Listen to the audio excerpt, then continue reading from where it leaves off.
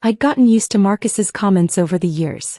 My older brother had a gift for making everything sound like a gentle insult wrapped in familial concern. At 32, he'd built what he called a respectable career in commercial real estate, managing properties for a mid-sized firm in Connecticut.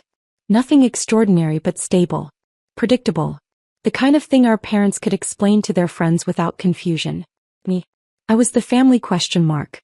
Still playing around with those stocks? Dad asked at Christmas 3 years ago, his tone suggesting I was collecting baseball cards rather than managing portfolios. Something like that, I'd replied, cutting into my turkey. The truth was more complicated. After graduating from Wharton at 23, I'd taken an analyst position at a boutique investment firm in Manhattan. Long hours, brutal deadlines, the kind of environment where you either evolved quickly or burned out spectacularly. I chose evolution. By 26, I was managing a small team. By 28, I'd been headhunted by one of the largest investment banks in the world. But explaining that to my family felt increasingly pointless. They'd formed their narrative about me, the youngest son, always tinkering with computers and numbers, never quite settling into something real, like Marcus's property management or my sister Sarah's dental practice. In their minds, I worked in some anonymous office building, doing something vaguely related to finance that they didn't need to understand. I never corrected them. Partly because the conversations exhausted me, but mostly because I'd learned that silence was simpler than pride. You should talk to Marcus about career stability, Mom suggested last Thanksgiving, her voice dripping with maternal concern. He could give you some pointers about building something lasting. Marcus had nodded sagely from across the table, his expression radiating big brother wisdom. Happy to help. Little bro, real estate might seem boring, but it's solid. Not like those risky stock market games. I'd smiled into my mashed potatoes. Marcus's firm managed approximately 47 properties across 3 counties. The division I oversaw managed investment portfolios worth north of $80 billion. But who was counting? The annual family gatherings became exercises in strategic patience. I'd listen to Marcus explain basic market concepts with the confidence of someone who'd skimmed a few Wall Street Journal articles. I'd nod along when Sarah suggested I settle down and find something stable between descriptions of her thriving dental practice. I'd accept Dad's concerns about my lack of direction, with the same calm I used in boardroom negotiations worth hundreds of millions. They meant well, I reminded myself. They just didn't know. My girlfriend Rachel found the whole dynamic fascinating. You could just tell them, she'd say, curled up in my Tribeca penthouse after another awkward family dinner. Show them your actual job title. Your compensation package. Something. Why? I'd counter, staring out at the Manhattan skyline. It wouldn't change anything. But I knew she was right about one thing. The gap between their perception and reality had grown absurd. Last month, I'd testified before a Senate committee about market regulation reform. 2 weeks ago, I'd been featured in a Bloomberg profile about the future of quantitative investing. Yesterday, I'd closed a deal that would reshape how pension funds approached emerging markets. And tomorrow, I'd go to Dad's retirement party and listen to Marcus explain how mutual funds work. The party was Marcus's idea, of course. Dad was retiring after 38 years as an accountant for a regional manufacturing company. A perfectly respectable career that he'd approached with quiet dedication. Marcus had rented out the banquet room at a decent hotel in Stamford, invited about 60 people, and appointed himself master of ceremonies. This is how you honor someone properly, he told me 3 weeks ago during the planning call. Not like those casual dinners you probably do with your office friends. I'd bidden back a laugh. Last month, I'd hosted a dinner for 12 sovereign wealth fund managers at Per Se. The wine bill alone exceeded what Marcus was spending on this entire party. But I simply said, "Sounds nice, Marcus. I'll be there." The evening started predictably. I arrived in a simple navy suit, expensive but understated, and was immediately intercepted by Aunt Carol. "Michael, still doing that computer stock thing? Still working in finance, yes.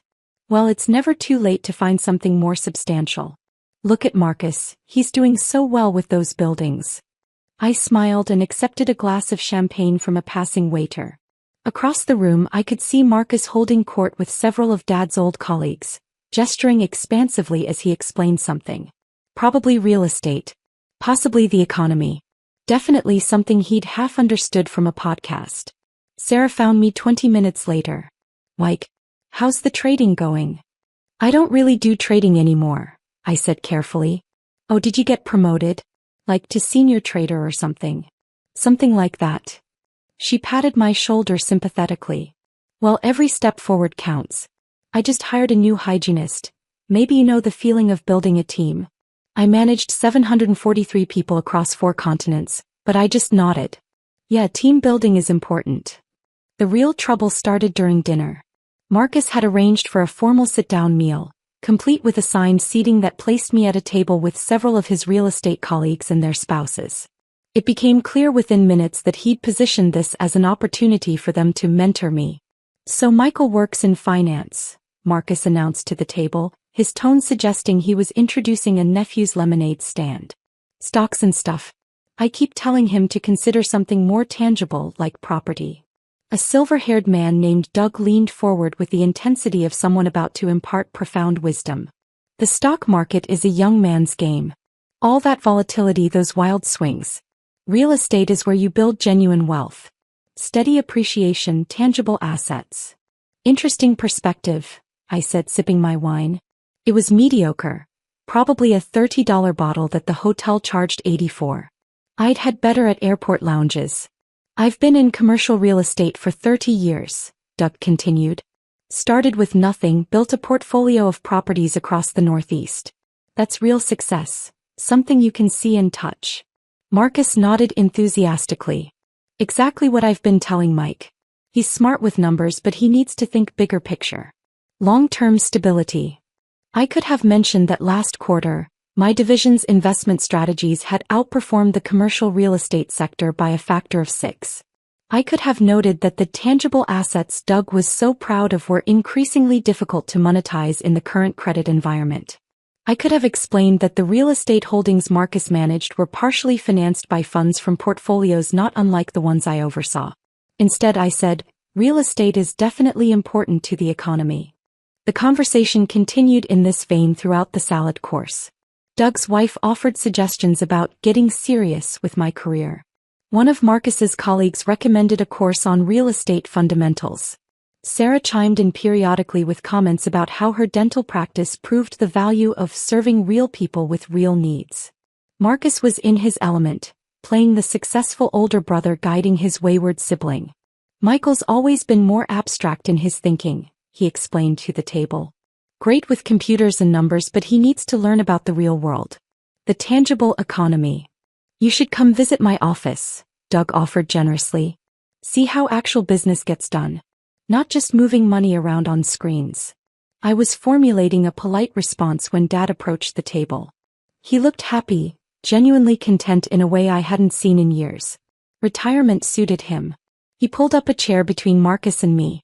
Hi boys, he said warmly, putting a hand on each of our shoulders. Marcus, this party is wonderful. Thank you for organizing it. Of course, Dad. Only the best for you. Dad turned to me. And Michael, I'm glad you could make it. I know you're busy with your stock things. There was again. My stock things. As if I spent my days day trading penny stocks from a basement apartment rather than directing investment strategies that influenced global markets. Wouldn't miss it, Dad. You've earned this celebration. Marcus seized the moment. Actually, Dad, we were just talking about Michael's career path. I think he could benefit from something more grounded. Maybe accounting like you? Or real estate. Something with real value. Several people at the table nodded supportively. Sarah added, we all just want to see Mike settled into something substantial. He's so smart, he could do anything if he just focused on something real.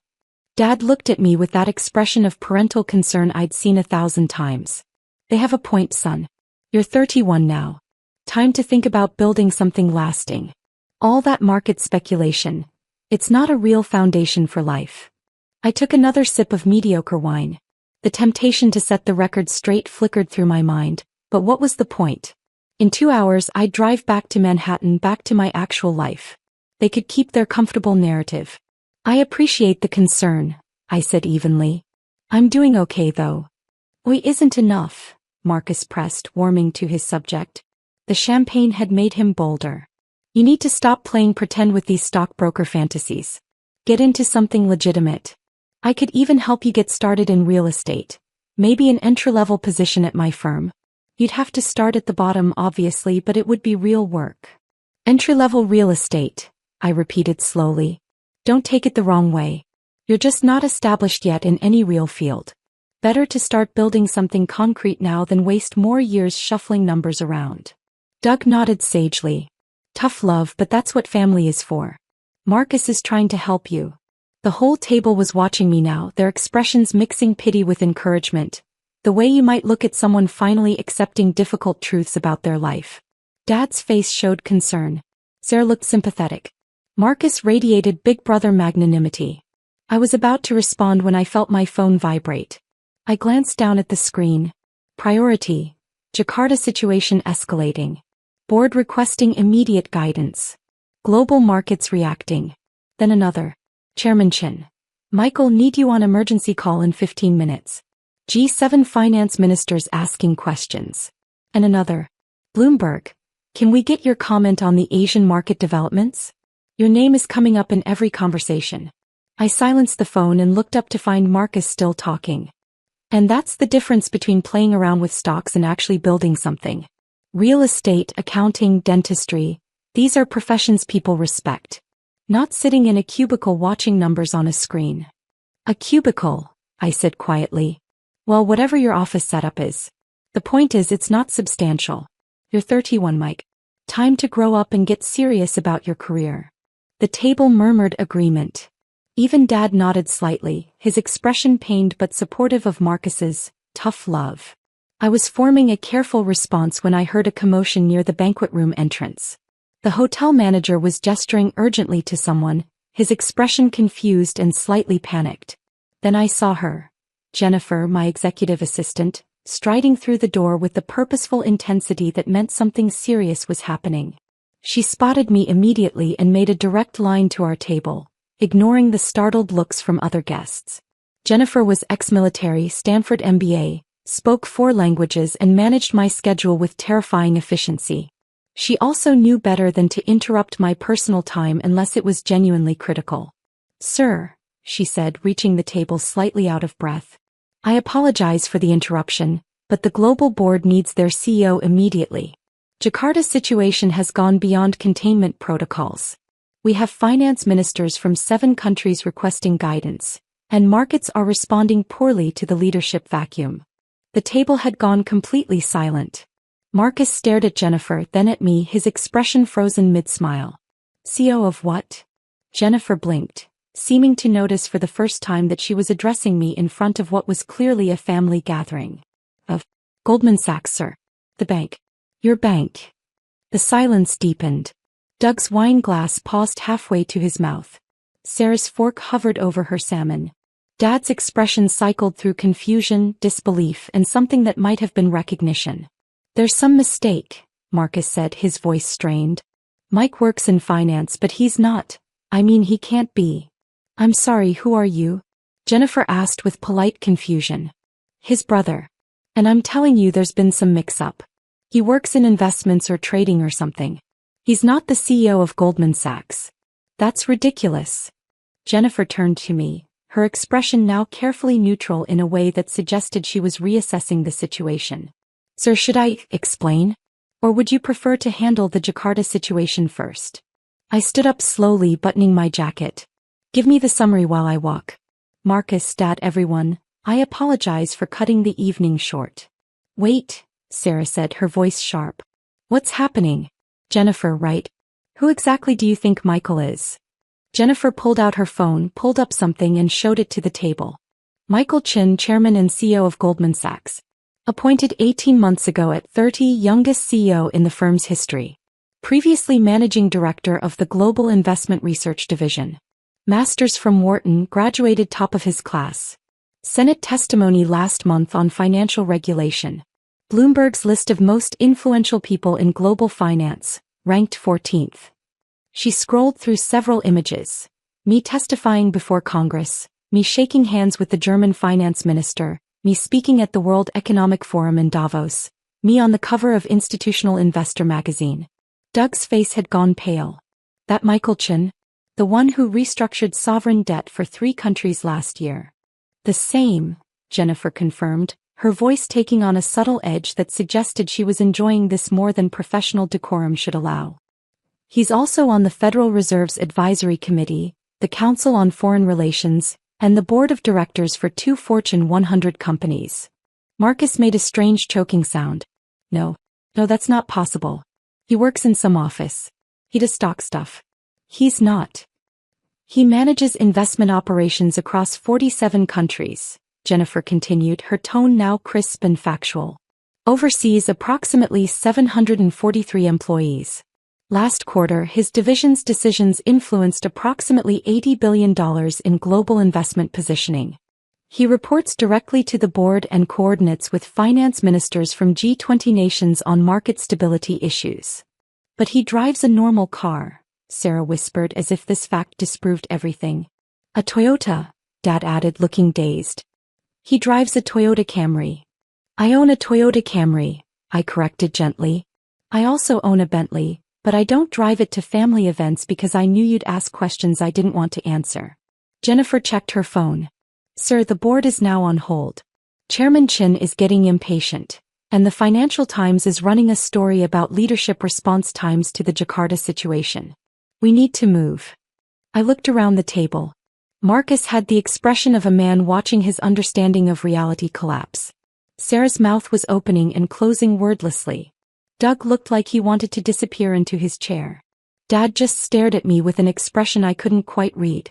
The cubicle thing was particularly funny, I said to Marcus, keeping my tone conversational. I have a corner office on the 42nd floor with floor-to-ceiling windows overlooking Lower Manhattan. There's a private elevator. The office itself is about the size of this entire banquet room. Why didn't you tell us? Dad asked, his voice barely above a whisper.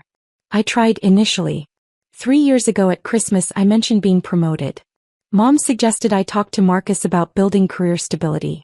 Last Thanksgiving I explained I'd been appointed to the CEO position. Sarah recommended I find something substantial, like her dental practice. After a while, correcting you seemed more exhausting than just letting you think what you wanted to think. Jennifer cleared her throat delicately. Sir, with respect, Jakarta. Right. I turned to Dad. I really am sorry to leave early. This is your night and you deserve better. But there's a genuine crisis that needs handling, and apparently I'm the only one who can make certain decisions right now. What kind of crisis? He asked, still looking stunned. Currency stabilization issue in Southeast Asian markets that could cascade into a broader emerging market problem if not addressed in the next few hours. Fairly technical. Nothing that would interest people focused on tangible assets like real estate. I let that hang in the air for a moment while Doug's face turned an impressive shade of red. Jennifer was already on her phone. I have the car waiting. Your secure line is active. I've briefed the Frankfurt and Hong Kong teams. They're standing by with options. Marcus, I said, turning to my brother, that entry-level position you offered? In real estate at your firm? I appreciate the thought, but I'm fairly committed to my current role. Though if you ever need investment guidance for your company's portfolio, and you should, given your current exposure to commercial mortgage-backed securities in the current rate environment, my office would be happy to provide some direction. His face had gone from shocked to mortified. Mike, we didn't know. I know you didn't. That was rather the point of this whole dynamic, wasn't it? You didn't know and you didn't ask. You just assumed. Sarah found her voice. You let us think you were nobody. For years.